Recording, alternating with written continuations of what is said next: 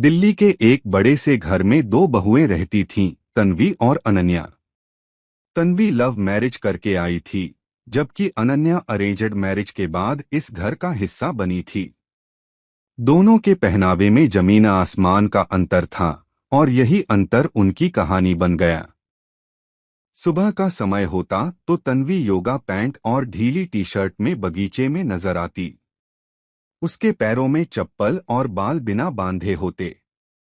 वह कहती, कंफर्ट जरूरी है मम्मी, सुबह सुबह सूट साड़ी में क्या रखा है। इधर अनन्या सुबह से ही तैयार, स्टाइलिश सूट, सही ढंग से बंधे बाल, हल्का मेकअप। सास उन्हें देखकर मुस्कुराती, हमारी बहू तो सुबह से ही तैयार और फिट। शॉपिंग के लिए जाना होता तो तन्वी डेनिम्स और टॉप में नजर आती। उसके एक्सेसरीज मॉडर्न और बोल्ड। वह कहती, ये मेरी पर्सनैलिटी है, इसमें मैं कंफर्टेबल हूं। अनन्या शॉपिंग के लिए भी एथनिक वियर लेती। उनका कहना था, यही तो हमारी संस्कृति है, इसे संजोकर रखना हमारी जिम्मेदारी है। एक दिन की बात है। परिवार में एक बड़ा फंक्शन था।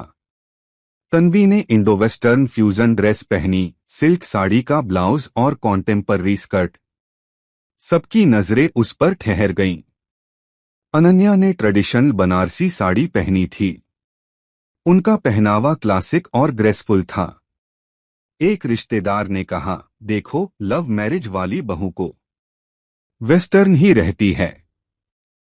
दूसरे ने कहा, अरेंज्ड वाली तो पूरी भारतीय लगती है। एक दिन सासू मां बीमार पड़ गईं। दोनों बहुओं ने मिलकर सेवा की। तन्वी ने कंफर्टेबल कपड़ों में रहते हुए नर्सिंग की जिम्मेदारी संभाली, जबकि अनन्या ने सूट में ही खाना बनाया और दवाइयां दीं।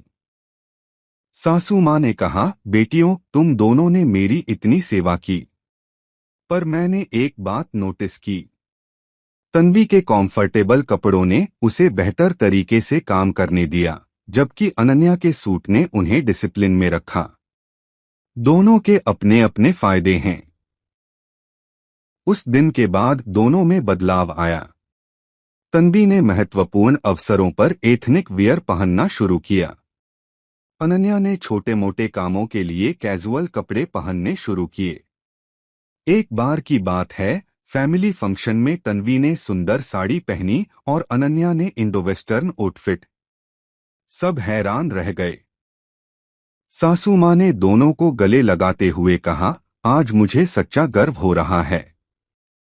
तुम दोनों ने साबित कर दिया कि पहनावा सिर्फ कपड़ों का मेल नहीं, बल्कि परिस्थितियों के अनुसार ढलने की समझ है।